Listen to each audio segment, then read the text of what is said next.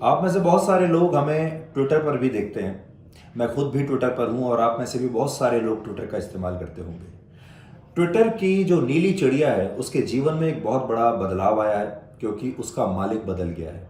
दुनिया के मशहूर उद्योगपति इलॉन मस्क ने अब ट्विटर को खरीद लिया है और वो उसके नए मालिक हैं।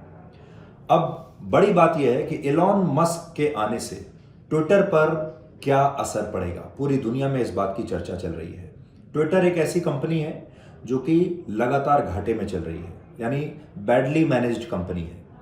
जो कंपनी घाटे में चल रही है, आखिरकार इलॉन मस्क को, जो कि बड़े समझदार उद्योगपति माने जाते हैं, अच्छी अच्छी डील्स करते हैं, एक घाटे में चल रही कंपनी को खरीदने में इलॉन मस्क की क्या दिलचस्पी है और उन्होंने ऐसी कंपनी को 362 करोड़ रुपए में आखिर क्यों खरीदा होगा, आज ये हम आपको बताएंगे।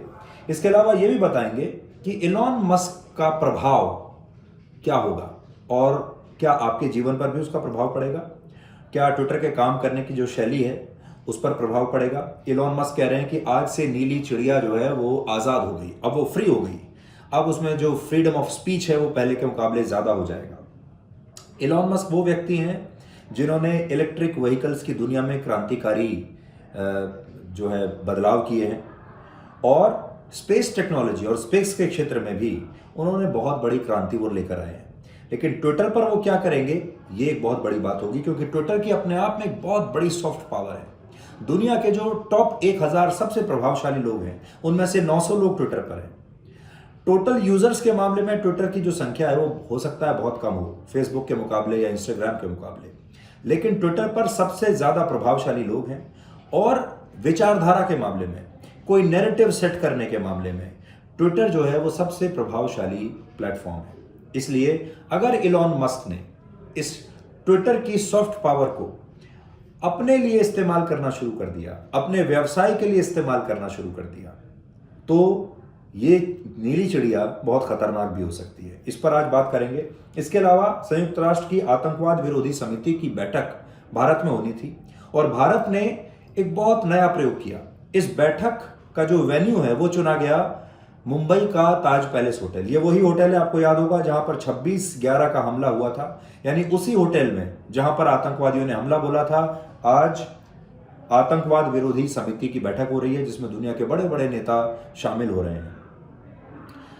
लेकिन क्या दुनिया के बड़े बड़े नेता और देश आतंकवाद को लेकर वाकई सीरियस हैं या वो आज भी आतंकवाद को अपने अलग अलग चश्मे से देखते हैं, इस पर बात करना जरूरी होगा। और आखिर में भारत की गृहिणियों के लिए खबर होगी।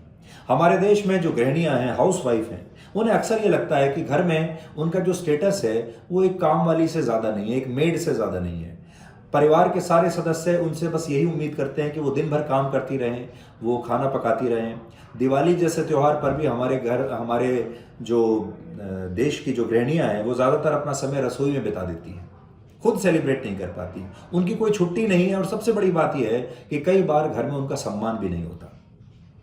ये उनकी अक्सर शिकायत होती है। लेकिन बॉम्बे हाई कोर्ट ने अभी ये कहा है कि अगर किसी गृहिणी से ये उम्मीद की जाती है कि वो घर का सारा कामकाज करे तो ये उसके प्रति कोई दुराभाव नहीं है, ये क्रूएलिटी नहीं है और ऐसी उम्मीद करना जायज है। यानी अगर कोई भी गृहिणी है तो उसे घर का काम तो करना ही पड़ेगा, वो ये नहीं कह सकती कि वो एक मेड की तरह काम कर रही है।